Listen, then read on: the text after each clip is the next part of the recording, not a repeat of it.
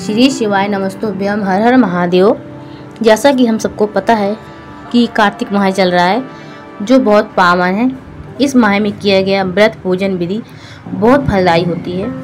ब्रह्म मुहूर्त में किया गया स्नान का फल क्या होता है, ये प्रदीप मिश्रा जी ने श्री कार्तिक शिव महापुराण कथा में बताया है, जो कि हम आपको अपने इस वीडियो के माध्यम से बताने जा रहे हैं। कार्तिक के महीने में तारा स्नान क्यों करते हैं? तारा स्नान का मतलब क्या है? अंधेरे में स्नान मतलब सूर्योदय से पहले ब्रह्म मुहूर्त में सुबह स्नान करना, जो आप लोग सोच रहे होंगे। कार्तिक महीने में तारा स्नान का क्यों वर्णन किया गया है, तो उसकी भी एक कथा है। एक बूढ़ी माँ थी जो प्रतिदिन तारा स्नान किया करती थी। जब वह स्नान करके आती थी तो भगवान विष्णु जी उसके लिए खिचड़ी का कटोरा भरकर रख देते थे। जब माँ अपने दरवाजे पर आती तो खिचड़ी के पात्र को उठाती और भगवान को भोग लगाकर स्वयं उसी भोग को पा लेती। एक दिन पड़ोसन ने विचार किया कि यह बूढ़ी माँ बड़ी विचित्र है, न जाने कौन इसको ब्रह्म मुहूर्त में खिचड़ी देकर चला जाता है और वह इसे खा लेती है। आज जब यह स्नान करके आएगी, उससे पहले मैं उसकी खिचड़ी की कटोरे को उठाकर फेंक दूंगी। जब माँ स्नान करके वापस घर आई तो उसे खिचड़ी नहीं मिली, तो वह सोचने लगी कि जब मैं स्नान करके आती थी तब मुझे खिचड़ी का पात्र मिलता था, न जाने कौन ले गया है, न जाने किसने फेंक दिया, न जाने कहाँ चली गई। उसने पात्र को ढूंढना शुरू किया पर वह नहीं मिला, तो उसने कहा मैं वही पाऊंगी जो मेरे भगवान मुझे देंगे। आज मैं भूखी रह लूंगी पर अपना नियम नहीं तोड़ूंगी। पड़ोसन ने खिचड़ी को जिस स्थान पर फेंका, वहाँ एक पौधा उत्पन्न हो गया। उस पौधे में 2 फूल लग गए। जब उस गांव का राजा बूढ़ी माँ के घर के पास से निकला तब उसकी नज़र उन 2 सुंदर फूलों पर पड़ी। उसने अपने रथ को रुकवाया और दोनों फूल तोड़ने का आदेश दिया। राजा के घर में संतान नहीं थी, कई वर्ष निकल गए थे, तो राजा दोनों फूल लेकर गया और अपनी रानी को दिया। राजा की शादी के 34 वर्ष हो गए थे पर उसके घर पर संतान नहीं थी। राजा ने जैसे ही रानी को दोनों पुष्प दिए, रानी ने प्रसन्न होकर उन दोनों फूलों को सूंघ लिया। जैसे ही उसने फूलों को सूंघा, उसका गर्भ ठहर गया और समय आने पर उसके 2 पुत्र हुए, पर 15 वर्ष के होने के बाद वह बोल नहीं पाते। लोग उनको गूंगा बोलते। प्रतिदिन वह राजभवन से निकलकर शिकार के लिए जंगल जाते। एक दिन दोनों की नज़र बूढ़ी माँ पर पड़ी, जो कि खिचड़ी के न मिलने पर अपनी सुध में थी। सुध में बोल रही थी, कहा मेरी खिचड़ी कहाँ गई, मेरा कटोरा कहाँ गया। राजा के दोनों पुत्रों ने माँ का जवाब देते हुए कहा, ये रही तेरी खिचड़ी, ये रहा तेरा कटोरा। उनकी आवाज़ सुनकर रथ हाँकने वाला अचंभित रह गया और कहा, आज राजकुमार बोले। तुरंत रथ लेकर वापस राजभवन गए और तुरंत राजा को खबर दिया, महाराज राजकुमार गूंगे नहीं हैं, राजकुमार बोलते हैं।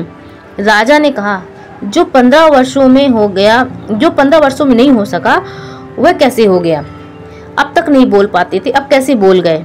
तो सारथी बोला, महाराज कुछ खिचड़ी और कटोरा बोले थे। राजा को विश्वास नहीं हुआ, उसने अपने बेटों को बुलवाया और बोलने को कहा, पर वह दोनों कुछ नहीं बोले। दूसरे दिन फिर वह दोनों शिकार के लिए गए। आज राजा स्वयं रथ के पीछे पीछे गया। आज फिर बूढ़ी औरत मिल गई और कहने लगी, कहाँ गई खिचड़ी, कहाँ गया कटोरा? राजकुमार फिर रथ को रुकवाकर बोले, ये रही खिचड़ी, ये रहा कटोरा। राजा ने सुन लिया।